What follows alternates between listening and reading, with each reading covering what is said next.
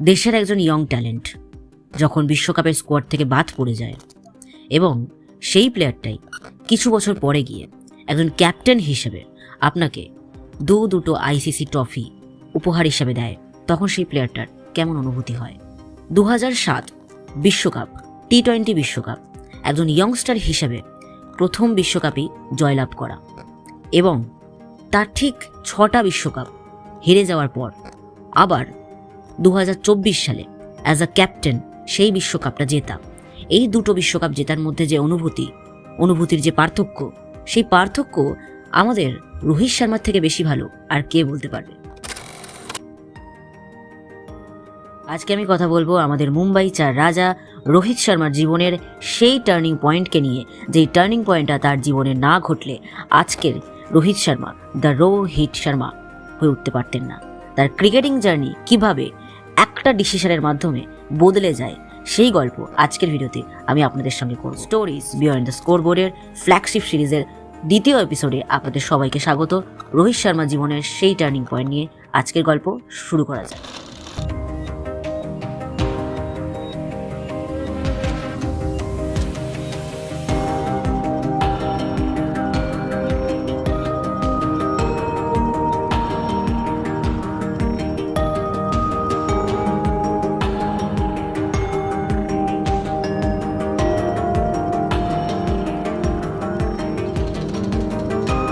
আর একটা ইন্টারেস্টিং ব্যাপার বলি, আজকে যখন আমি ভিডিওটা শ্যুট করছি, আজকে 24শে ডিসেম্বরের রাত, কালকে ক্রিসমাস।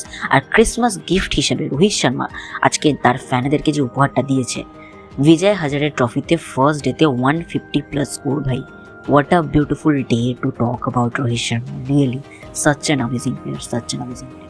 ভিডিওটা শুরু করার আগে বলে দিই, তুমি যদি আমার চ্যানেলে নতুন হয়ে থাকো তাহলে আমার চ্যানেলটা প্লিজ সাবস্ক্রাইব করে বেল আইকনটা ক্লিক করে দিও। আমি প্রত্যেক শনিবার সন্ধ্যেবেলা এরকমই খেলা এবং খেলোয়াড় সংক্রান্ত ভিডিও নিয়ে হাজির হয়ে যাব। এবং তুমি যদি আমাকে ফেসবুক আর ইনস্টাগ্রামে ফলো করতে চাও তাহলে সেটার লিঙ্ক ডেসক্রিপশন বক্সে পেয়ে যাবে। সেখানে আমি বিভিন্ন রকম খেলাধুলা সংক্রান্ত ভিডিও আপলোড করে থাকি। এবং আমার চ্যানেলে তুমি যদি নতুন হয়ে থাকো, অবশ্যই আমার লাস্ট ভিডিও যেটা আমি মেসিকে নিয়ে বানিয়েছিলাম সেটা একবার দেখতে পারো। আমি ওখানে কোথাও একটা আই বাটনে দিয়ে দেবো, অথবা ডেসক্রিপশন বক্সেও লিঙ্ক পেয়ে যাবে। তো চলো আজকের ভিডিওটা শুরু করা যাক।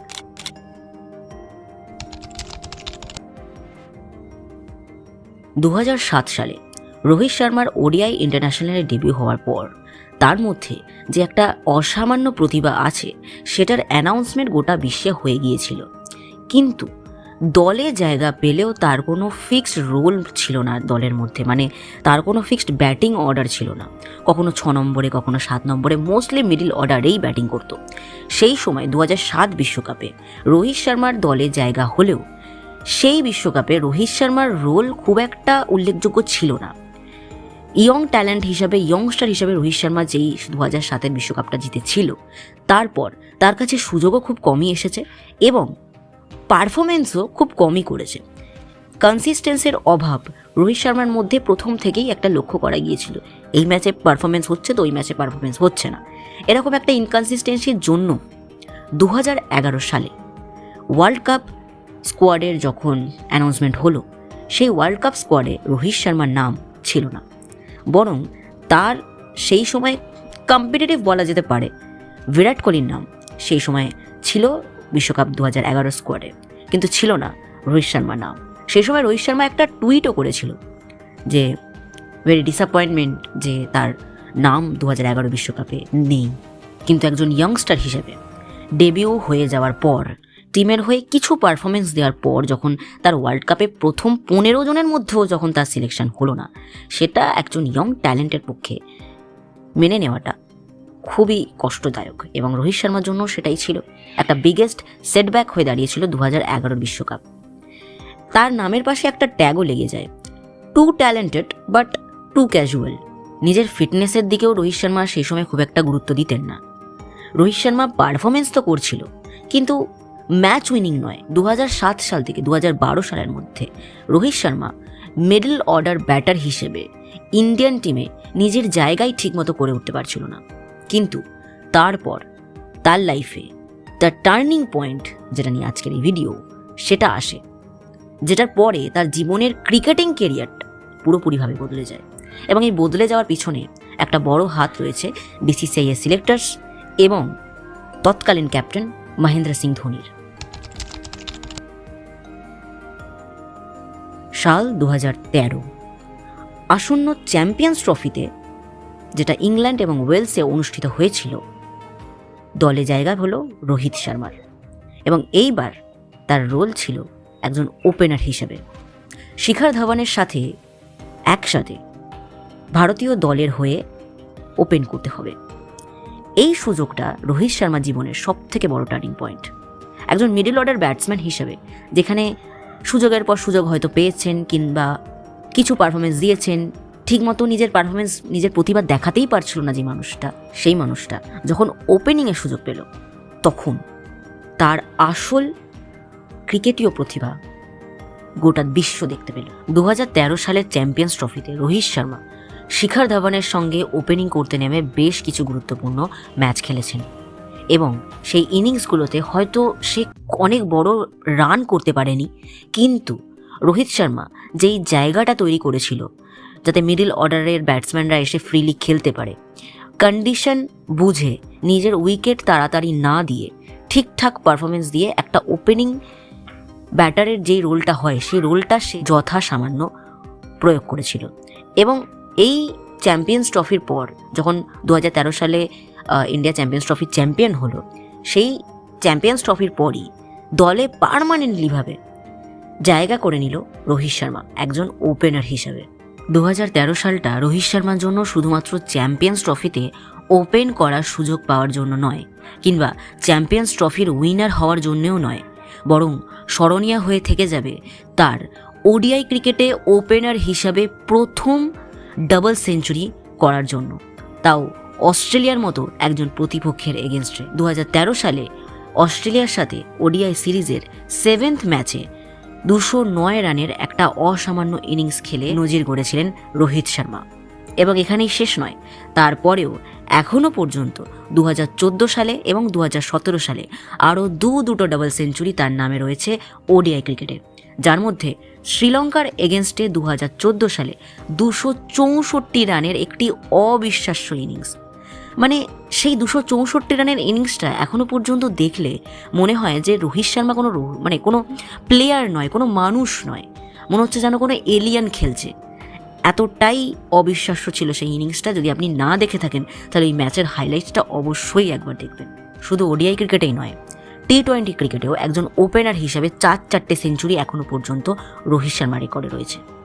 এবং 2013, 14, 17 এই সময়টাতে রোহিত শর্মা হয়ে উঠেছিলেন একজন ম্যাচ উইনার। 2017 থেকে 2012 সাল পর্যন্ত একজন ইয়ংস্টার রোহিত শর্মার যেই স্ট্রাগল পিরিয়ড চলছিল, যেই সময়টা এমন ছিল যেন মনে হচ্ছিল এই প্লেয়ারটা হয়তো কোথাও হারিয়ে যাবে, হয়তো বেশি সুযোগ পাবে না, কিন্তু একটা মোমেন্ট, জাস্ট একটা ডিসিশন, যেটা বদলে দিল তার ক্রিকেটিং কেরিয়ার। শুধুমাত্র মিডল অর্ডার থেকে ওপেনার হওয়ার পরেই জীবনটা পুরোপুরিভাবে যেন বদলে গেল রোহিত শর্মা। 2019 সালেরও ওডিআই বিশ্বকাপ, যেটা অনুষ্ঠিত হয়েছিল ইংল্যান্ডে, সেই বিশ্বকাপেও রোহিত শর্মার পারফরমেন্স ছিল আনম্যাচেবল। সব থেকে বেস্ট বিশ্বকাপ পারফরমেন্স তার লাইফে তিনি দিয়েছিলেন 2019 সালের বিশ্বকাপে। এর আগে 2015 সালের বিশ্বকাপেও অনেক ভালো পারফরমেন্স করেছিলেন, কিন্তু 2019 সালে 5টা সেঞ্চুরি করে রেকর্ড করেছিলেন রোহিত শর্মা। কিন্তু এই বিশ্বকাপেও বিশ্বকাপ জেতার যে স্বপ্ন, সেই স্বপ্ন ভেঙে যায় সেমিফাইনালে এসে। মন ভেঙে যায় গোটা ইন্ডিয়ান টিমের সাথে রোহিত শর্মারও। কিন্তু এই সময়টা রোহিত শর্মা নিজের জীবনে যে চেঞ্জেসগুলো এনেছিলেন, তার সাথে 1 নম্বরে ছিল তার মাইন্ডসেট। 2019 সালে নিজের বিশ্বকাপে সেরা পারফরমেন্স দেওয়ার পর রোহিত শর্মা জীবনে চলে আসে পরবর্তী টার্নিং পয়েন্ট। 2020 সালে কোভিড, এবং তারপর 2021 সালে বিরাট কোহলির ভারতীয় অল ফরম্যাট থেকে ক্যাপ্টেন্সি পদ থেকে সরে যাওয়ার পর ক্যাপ্টেন্সির দায়িত্ব পায় রোহিত শর্মা। এবার তার রোল শুধুমাত্র একজন ওপেনার হিসেবে নয়, ছিল the leader, the captain Rohit Sharma হিসেবে। একজন সিনিয়র ব্যাটার থেকে ক্যাপ্টেন হয়ে ওঠার যে ট্রানজিশন, রোহিত শর্মার ক্রিকেটিং কেরিয়ারে একজন ক্যাপ্টেন হিসেবে সেই শুরুটা ততটাও ভালো ছিল না যতটা আমরা সবাই এক্সপেক্ট করেছিলাম। হতাশায় পরিপূর্ণ তার প্রথম 3টে আইসিসি টুর্নামেন্ট। প্রথম 2022-এর টি-20 বিশ্বকাপ, সেমিফাইনালে ইংল্যান্ডের কাছে 10 উইকেটে একটা লজ্জার হার হেরে যাওয়া, এবং তারপর 2023 সালে অস্ট্রেলিয়ার কাছে WTCর ফাইনাল হেরে যাওয়া, এবং সেটাও এমনভাবে যে ভারতের টেস্ট টিমের ক্যাপ্টেন্সি, টেস্ট টিমের প্লেয়ারদের পারফরমেন্স, কোচিং সব কিছু নিয়ে প্রশ্ন উঠে যায়। এবং তারপর তার লাইফে আসে 2023 বিশ্বকাপ। সেই বিশ্বকাপ, যেই বিশ্বকাপ আমরা স্মরণীয় করে রাখবো নিজেদের মনের মণিকোঠায়, আমাদের ইন্ডিয়ান টিমের সবচেয়ে বেস্ট পারফরমেন্স, সবচেয়ে বেস্ট টিম, সবচেয়ে বেস্ট বিশ্বকাপ হিসেবে, যেটা আমাদের ঘরের মাঠে অনুষ্ঠিত হয়েছিল। কিন্তু যার শুরুটা এত সুন্দর হলেও শেষটা ভালো হয়নি। 2023-এও রোহিত শর্মা একটা ইন্টারভিউতে বলেছিলেন যে मुझे सिर्फ वर्ल्ड कप दिखता है, बस वो वर्ल्ड कप चेहरा नहीं, वर्ल्ड कप दिखता है। वो जो 3 जो छोटे छोटे पिलर बने हैं उसके ऊपर वर्ल्ड का वो बना हुआ है। কিন্তু 2023-এ এত ভালো একটা টিম নিয়ে এত দুর্দান্ত পারফরমেন্স, যেখানে প্রত্যেকটা ম্যাচ আমরা জিতে এসেছিলাম, সেই প্রত্যেকটা ম্যাচ জিতে আসার পর বিরাট কোহলির মতো প্লেয়ারের 50তম ওডিআই সেঞ্চুরি হওয়ার পর প্রত্যেকটা প্লেয়ার এত ভালো ফর্মে ছিল, প্রত্যেকটা bowler, allrounder, wicket keeper, opener হিসেবে নিজে রোহিত শর্মা এত ভালো ফর্মে ছিল, তারপরেও অস্ট্রেলিয়ার কাছে সেই দুঃখজনক, সেই মন ভেঙে যাওয়ার রাত 19 নভেম্বর 2023, যখন রোহিত শর্মা সহ গোটা ইন্ডিয়ান টিমের, গোটা 140 কোটি ভারতীয়র মন ভেঙে যায়। ফাইনালটা আমরা হেরে যাই, এবং সেই ফাইনাল হারের পর রোহিত শর্মা কিছুদিন আগেই একটা ইন্টারভিউতে বলেন, একটা ইউনিভার্সিটিতে গিয়ে বলেন যে 2023 বিশ্বকাপ হারের পর তার মনে হয়েছিল যে সে খেলাটাই হয়তো ছেড়ে দেবে, সব কিছু থেকে সে ডিটাচড হয়ে যেতে চেয়েছিল। কিন্তু কিছুটা সময় লেগেছে, সে বুঝেছে যে আলটিমেটলি সে এখান থেকেই বিলং করে এবং তাকে পরবর্তী পদক্ষেপে এগিয়ে যেতে হবে। এবং সেই সময়টাও রোহিত শর্মার জীবনে আরও একটা টার্নিং পয়েন্ট চলে আসে। 2024 টি-20 বিশ্বকাপ ইউএসএ। বিশ্বের বিশ্বকাপ স্কোয়াড অ্যানাউন্সমেন্ট হওয়ার পর থেকেই বিভিন্ন রকম সমালোচনা তো হবেই। স্কোয়াডে নেই শুভমান গিল, স্কোয়াডে নেই রিঙ্কু সিং, এদের মতো তাবড় প্লেয়াররা। কিন্তু রোহিত শর্মা এবং কোচ রাহুল দ্রাবিড় যেই প্লেয়ার্স নির্বাচন করেছিল, সেই প্লেয়ারদের ওপর ভরসা করে রোহিত শর্মা এবং বিরাট কোহলি দুজনে ওপেনিং করতে এসে নজির গড়েছিল গোটা বিশ্বকাপে। এই গোটা বিশ্বকাপে 2024 রোহিত শর্মার যে পারফরমেন্স, রোহিত শর্মার প্রত্যেকটা ম্যাচে তার যেই কনসিস্টেন্সি এবং দায়িত্ব নিয়ে লিডিং ফ্রম দ্য ফ্রন্ট যেটাকে বলে, প্রত্যেকটা ম্যাচে এগিয়ে যাওয়া এবং প্রত্যেকটা ম্যাচ জিতে এসে ফাইনাল ম্যাচে সাউথ আফ্রিকার এগেনস্টে যখন আমরা বিশ্বকাপটা জিতলাম ফাইনালি 2024 সালে বার্বাডোসে, তখন রোহিত শর্মা আনন্দে চোখ থেকে তার জল তো বেরিয়েই ছিল, সে সেই মাঠে চুম্বন করেছিলেন। তার কাছে এই বিশ্বকাপ শুধুমাত্র একটা বিশ্বকাপ নয়, তার কাছে এটা ছিল রিডাম্পশন, তার কাছে এটা ছিল চ্যালেঞ্জ, তার কাছে এটা ছিল তার এত বছরের প্রতীক্ষা, তার এত বছরের ক্রিকেটিং কেরিয়ারের অপেক্ষা, এতগুলো মানুষের ভালোবাসা, তার হার্ডওয়ার্ক, তার স্যাক্রিফাইস, সব কিছুর প্রতিদান ছিল এই বিশ্বকাপ 2024। এই টি-20 বিশ্বকাপে কিন্তু 2007 সালে রোহিত শর্মা আগেও জিতেছিল, কিন্তু সেই বিশ্বকাপের মূল্য কীভাবে বোঝাবে রোহিত শর্মা। কিন্তু সেই বিশ্বকাপ জেতা এবং 2024 সালে অ্যাজ আ ক্যাপ্টেন হিসেবে এই বিশ্বকাপ জেতা, এই দুটোর মধ্যে আকাশ আর পাতালের যতটা তফাৎ, তার চেয়েও হয়তো অনেক বেশি তফাৎ। এরপর পরবর্তীকালে আবারও 2025 সালে চ্যাম্পিয়ন্স ট্রফি আসে এবং সেখানেও নিজের পারফরমেন্স এবং নিজের লিডারশিপের মাধ্যমে আমাদের আরও একটা আইসিসি ট্রফি উপহার দেন ক্যাপ্টেন রোহিত শর্মা। রোহিত শর্মা জীবনের টার্নিং পয়েন্ট, আমার ভিডিও টাইটেল ছিল এটাই, আমার ভিডিও টপিক ছিল এটাই। কিন্তু কি সেই টার্নিং পয়েন্ট? শুধুমাত্র কি ওপেনিং হওয়া? না, শুধুমাত্র ওপেনার হওয়াটাই রোহিত শর্মার লাইফের ক্রিকেটিং কেরিয়ারের টার্নিং পয়েন্ট ছিল না।